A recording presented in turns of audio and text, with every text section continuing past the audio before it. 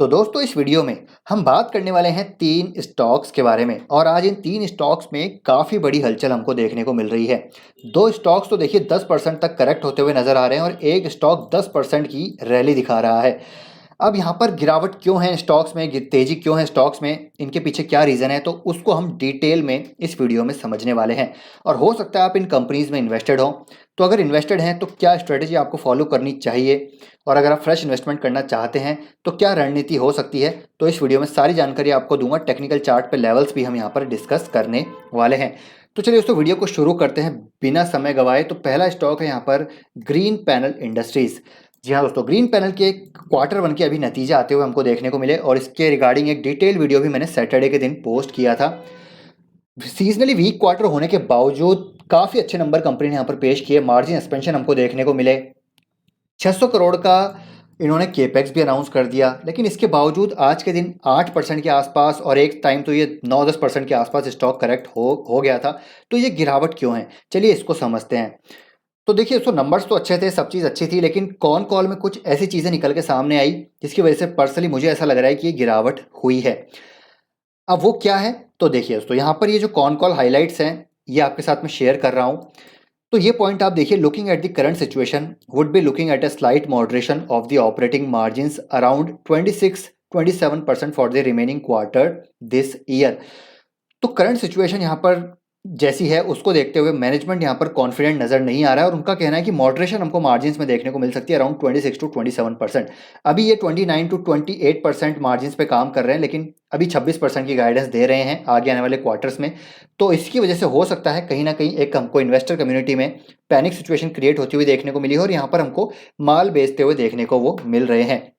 हालांकि मार्जिन्स देखिए बहुत ज़्यादा कम नहीं है, लेकिन स्टिल यहाँ पर मैनेजमेंट सिचुएशन को लेकर कॉन्फिडेंट नहीं है। इसकी वजह से ये सिचुएशन मुझे लग रहा है कि यहाँ पर क्रिएट हो रही है। तो ये जो मार्जिन्स में जो मार्जिन के गाइडेंस है इसकी वजह से यहाँ पर ये गिरावट हो सकती है।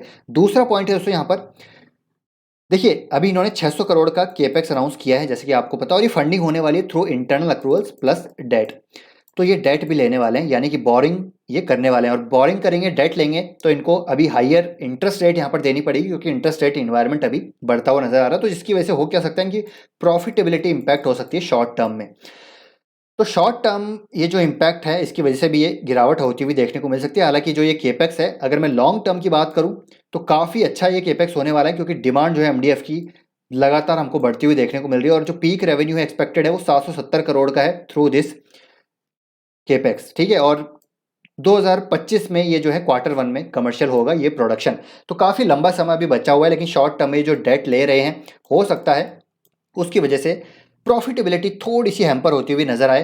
तो ये दो पॉइंट्स यहाँ पर मुझे नजर आ रहे हैं दोस्तों, जिसकी वजह से स्टॉक में हमको गिरावट देखने को मिली है। हालांकि अगर आपका लॉन्ग टर्म का नजरिया है तो मेरे ख्याल से दोस्तों ये गिरावट हमको एज ए अपॉर्चुनिटी की तरह लेना चाहिए, क्योंकि इस गिरावट के बाद स्टॉक जो है और भी ज़्यादा अट्रैक्टिव हो चुका है। 20 के पी पे ये स्टॉक अब ट्रेड कर रहा है, और इसकी अगर मैं ग्रोथ की बात करूँ तो आप देखिए टॉप लाइन ग्रोथ 30% से ज़्यादा है, बॉटम लाइन ग्रोथ 100% के आसपास है। हालांकि यहाँ पर 3 साल का ये डेटा है, लेकिन स्टिल जो ग्रोथ है वो काफ़ी अच्छी है। वॉल्यूम ग्रोथ आपको देखिए कंसिस्टेंटली यहाँ पर आती हुई देखने को मिल रही है। डिमांड इन्वायरमेंट काफ़ी अच्छा है, और यहाँ पर इन्होंने अपनी बोरिंग को भी कम किया है। अगर आप देखिए यहाँ पर मैं बात बात करूँ तो इन्होंने अपनी बोरिंग को यहाँ पर कम किया है। अगर मैं इनकी बैलेंस शीट में आपको दिखाऊं तो देखिए लगातार इन्होंने अपनी बोरिंग को कम किया है। हालांकि थोड़ा डेट बढ़ रहा है, लेकिन मैनेजमेंट यहाँ पर एफिशिएंटली काम कर रहा है। और अगर आप शेयर होल्डिंग पैटर्न देखेंगे तो एफआईज अपने स्टेक पिछले 1 साल से लगातार बढ़ा रहे हैं, डीआईज अपने स्टेक पिछले 2 क्वार्टर से लगातार बढ़ा रहे हैं, कांस्टेंट प्रमोटर्स के स्टेक हैं, सारी चीज़ें अच्छी नज़र आ रही है और वैल्यूशन भी अब काफ़ी अट्रैक्टिव हो चुके हैं। एमडीएफ की जो डिमांड है वो लगातार बढ़ रही है, मार्केट शेयर लगातार कैप्चर कर रहा है। तो हर पैरामीटर पे कंपनी अच्छी नज़र आती है, तो आप इसको करंट मार्केट प्राइस पे बाय कर सकते हैं। लेकिन हाँ, आपको यहाँ पर बाय ऑन डिप्स करना है। ऐसा नहीं है कि आज के दिन पूरा पैसा आप लगा के बैठ गए। हो सकता है स्टॉक 400 से 420 की रेंज में आ जाए, तब ये और अट्रैक्टिव हो जाएगा। तो आपको दोस्तों अपनी रिसर्च और स्टडी ज़रूर करनी है, क्योंकि अगर आप स्टडी नहीं करेंगे, खुद का कन्विक्शन डेवलप नहीं करेंगे, तो ये स्टॉक गिरेगा तो फिर आप वहाँ पर पैनिक होंगे और माल को बेच के निकल जाएंगे। क्योंकि उधार का कन्विक्शन दोस्तों ज़्यादा टाइम नहीं चलता। उधार का कन्विक्शन स्टॉक की गिरावट के साथ गायब हो जाता है, तो वो आपको समझना पड़ेगा। इसलिए अपनी रिसर्च, अपनी थोड़ी सी समझ, अपनी थोड़ी सी यहाँ पर एनालिसिस को डेवलप करेंगे तो आप यहाँ पर हर गिरावट पे खरीदेंगे। मैंने क्या किया है, तो मैंने दोस्तों इस स्टॉक को आज खरीदा है और अगर आप इस सेगमेंट को प्ले करना चाहते हैं, एमडीएफ सेगमेंट को प्ले करना चाहते हैं, प्लाईवुड सेगमेंट को प्ले करना चाहते हैं, क्योंकि रियल एस्टेट, हाउसिंग जो ये सेक्टर है ये डेवलप होता हुआ हमको नजर आएगा आने वाले भविष्य में, तो इनकी डिमांड्स भी यहाँ पर बढ़ती हुई नजर आएगी। तो ग्रीन पैनल और सेंचुरी प्लाईवुड, इन दोनों कंपनीज पे आप फोकस कर सकते हैं। तो ये हो गया दोस्तों पहला स्टॉक। दूसरा स्टॉक है यहाँ पर जोमेटो। जी हाँ, तो जोमेटो में आज देखिए 11-12% की हमको गिरावट देखने को मिल रही है और आज ऑल टाइम लो पे ये स्टॉक ट्रेड कर रहा है। तो आई थिंक जोमेटो और टोमेटो दोस्तों यहाँ पर अब सेम प्राइस पे आ चुके हैं। और अब मुझे आप कमेंट करके बताइएगा क्या अब 47 रुपये पे आप सब समझ रहे होंगे कि पेनी स्टॉक हो चुका है। तो क्या 47 रुपये पे आप जोमेटो लेना चाहेंगे या फिर सब्जी बनाने के लिए स्टिल आप टोमेटो प्रीफर करेंगे? कमेंट करके ज़रूर बताइएगा। अब यहाँ पे गिरावट क्यों हुई है, चलिए बात करते हैं। तो आज के दिन में गिरावट हुई है दोस्तों क्योंकि यहाँ पर जो लॉक इन था फॉर प्री आईपीओ इन्वेस्टर्स वो एक्सपायर हो चुका है। जी हाँ, तो आज लॉक इन एक्सपायर हुआ है और यहाँ पर जो प्री आईपीओ इन्वेस्टर्स थे वो माल बेच के निकले हैं बहुत अच्छा खासा। तो अच्छा खासा माल बेचने की वजह से स्टॉक में देखिए 12% की गिरावट हमको देखने को मिली है। ऑल टाइम लो पे ये स्टॉक अब आ चुका है। अब जोमेटो ने अपना मार्केट कैप देखिए कितना लूज किया दोस्तों। एक टाइम पे आपको याद होगा 1 लाख करोड़ से ऊपर का मार्केट कैप था, आज की डेट में 37,000 करोड़ का मार्केट कैप है। लेकिन ये जो स्टॉक है 48 रुपये का, इसका मतलब ये नहीं है पेनी स्टॉक है, अभी भी काफ़ी ज़्यादा मार्केट कैप है, एक लार्ज कैप मार्केट कैप अभी जोमेटो को देखने को मिल रहा है। अब यहाँ पर टेक्निकल चार्ट पे चलते हैं। तो देखिए टेक्निकल चार्ट पे आप देखेगा तो ऊपर इस तरह से 72% गिरावट हो चुकी है और एक ये जो बेस बन रहा था इसका ये भी आज ब्रेक डाउन हो चुका है विथ हैवी वॉल्यूम। तो यहाँ से और गिरावट हो सकती है। तो आपको क्या करना है, तो अगेन दोस्तों देखिए अगर आप इसमें इन्वेस्टेड हैं तो मैंने आपको पहले भी बताया था इसमें हैवी क्वांटिटी आपको नहीं लेनी है, आप यहाँ पर माल बेच के निकल सकते हैं। यहाँ पर जो है तेजी आना भी बहुत ही मुश्किल है। मेरी देखिए मैं आपको सही से बताऊंगा डिस्क्लेमर, मैं यहाँ पर 100 रुपये के आसपास बहुत ही छोटी क्वांटिटी पे मैं निवेशित हूँ क्योंकि मैं इसको ट्रैक करने के लिए जो है मैंने क्वांटिटी ले रखी है क्योंकि फ्यूचर पोटेंशियल हो सकता है इसका अच्छा नज़र आए, लेकिन बहुत छोटी क्वांटिटी ले रखी है। क्यों आपको यहाँ पर निवेश नहीं करना है हैवी क्वांटिटी में, उसके पीछे रीज़न आप समझिए दोस्तों। क्योंकि कंपनी जब तक प्रॉफिटेबल नहीं है, बिजनेस खुद नहीं कमा रही, तो क्या माइनॉरिटी शेयर होल्डर्स यहाँ पर पैसा कमा पाएंगे? आप खुद यहाँ पर दिमाग लगाइए कि क्या शेयर होल्डर्स पैसा कमा पाएंगे? कभी भी नहीं कमा पाएंगे। जब तक कंपनी 1,000 करोड़ का लॉस करेगी, 2,500 2,000 करोड़ का लॉस कर रही है साल दर साल, तो हम कभी पैसा यहाँ पर नहीं कमा पाएंगे। बिजनेस जब तक प्रॉफिटेबल नहीं है तब तक वो चैरिटी कर रहा है, आप ये मान के चलिए। तो जब तक बिजनेस प्रॉफिटेबल नहीं है आपको वहाँ पर निवेश नहीं करना है। अगर आप आज के दिन यहाँ पर 5 लाख 6 लाख 10 लाख रुपए लगाते हैं तो आप यहाँ पर स्पेकुलेशन कर रहे हैं और स्पेकुलेशन का जो फल होता है वो दोस्तों most of the times 95% of the times वहाँ पर आपको नेगेटिव वे में ही जाता हुआ देखने को मिलेगा।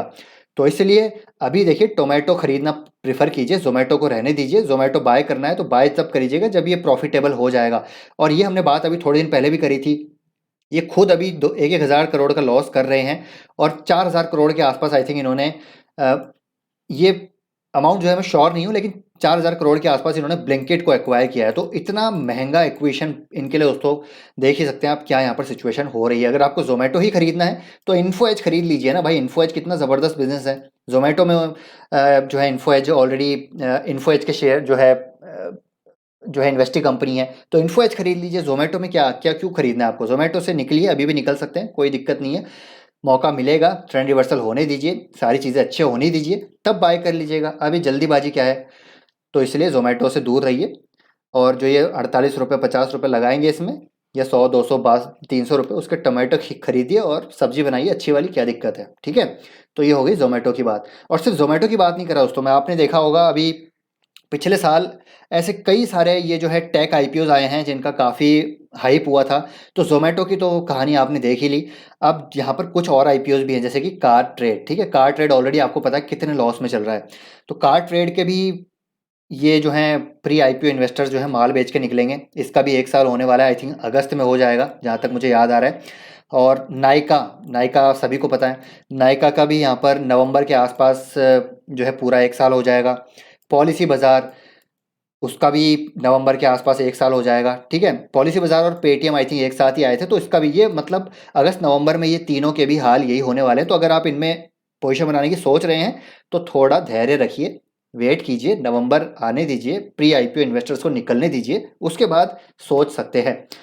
तो ये हो गई अपडेट इसके रिगार्डिंग। अब बात करते हैं दोस्तों आज के दिन का जो है यहाँ पर राजा, वो है नवीन फ्लोरिन। 10% की शानदार तेजी आज देखने को मिल रही है। तो तेजी क्यों है? तो अभी हाल ही में दोस्तों इसके क्वार्टर के नंबर आए और बहुत अमेजिंगली आप देखिए कि quarter on year on year margin expansion है और क्वार्टर ऑन क्वार्टर भी मार्जिन एक्सपेंशन है।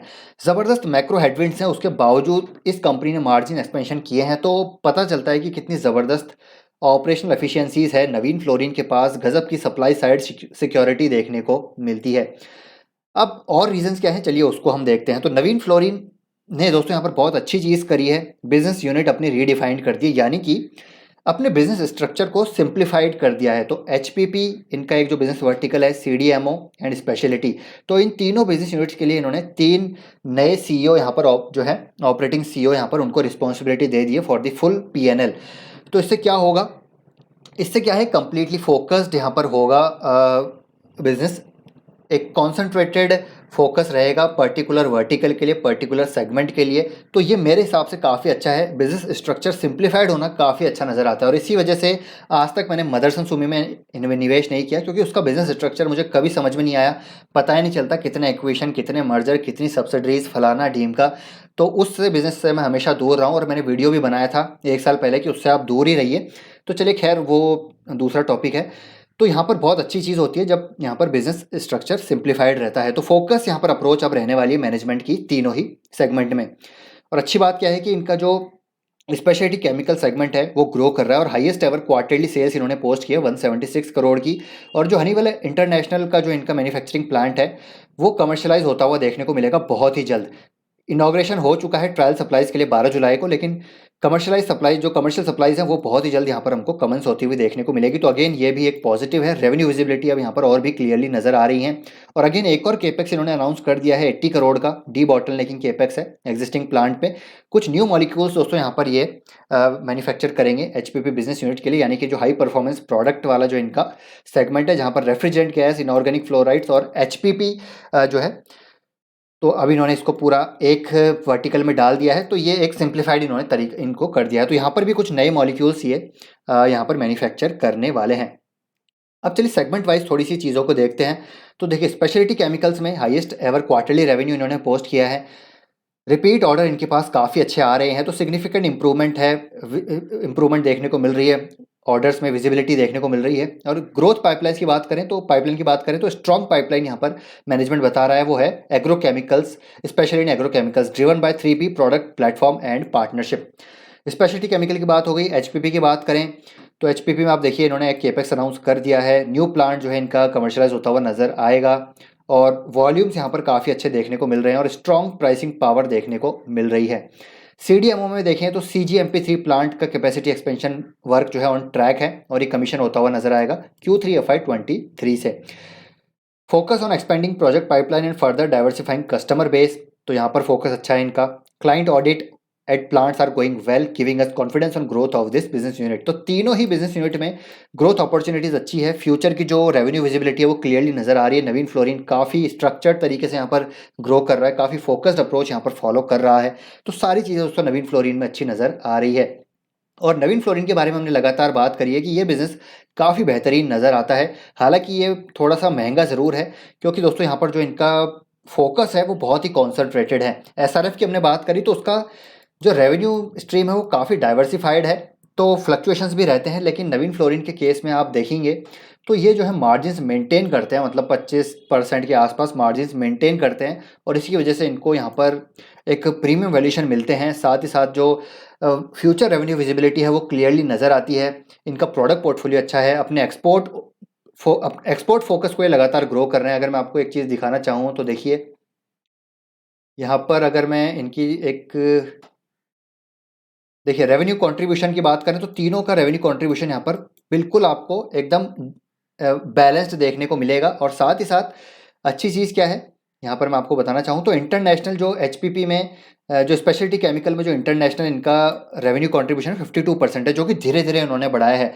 तो रेवेन्यू जो एक्सपोर्ट कंट्रीब्यूशन है वो मैनेजमेंट का कहना है कि वो और बढ़ाते हुए नज़र आ सकते हैं। जो ये बाहर के इनोवेटर्स हैं उनके साथ यहाँ पर ये अच्छी रिलेशनशिप इनकी बनी हुई है। और सीडीएमओ इनका जो सेगमेंट है वहाँ पर भी ग्लोबल इनोवेटर्स के साथ ये पार्टनरशिप कर रहे हैं। इंक्वायरी इनकी लगातार बढ़ रही है। तो नवीन फ्लोरिन काफ़ी अच्छी कंपनी है। बाकी टेक्निकल चार्ट पे देखते हैं क्या करना है। तो काफ़ी टाइम से कंसोलिडेट कर रहा है इस लेवल को। इसको आज के दिन देखिए क्या गजब का वॉल्यूम है।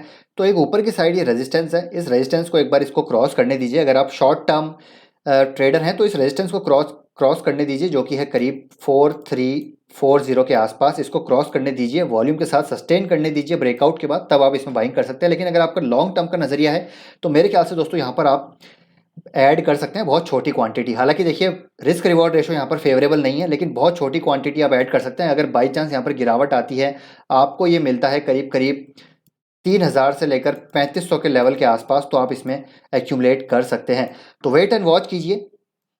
ज़रूरी नहीं है कि स्टॉक आपको खरीदना ही है, ऐसा कुछ ज़रूरी नहीं है। स्टॉक बहुत सारे हैं, बहुत अच्छी कंपनीज हैं जो अच्छे वैल्यूशन पे मिल रही है। तो कंपनी अच्छी है तो आप इसमें जब नज़र रखिए, ट्रैकिंग पोजीशन ले लीजिए। अगर फ्रेश इन्वेस्टमेंट नहीं किया है अभी तक, ट्रैकिंग पोजीशन ले लीजिए। नीचे लेके इस तरह से बने हुए हैं तो बने रहिए, कोई दिक्कत की बात नहीं है। लेकिन हाँ, जब अच्छा खासा करेक्ट हो जाए तब आप बाय कीजिएगा। तब तक अपनी रिसर्च और स्टडी को प्रिपेयर रखिए, और जब हथौड़ा मारने का मौका आए तब हथौड़ा मार देंगे।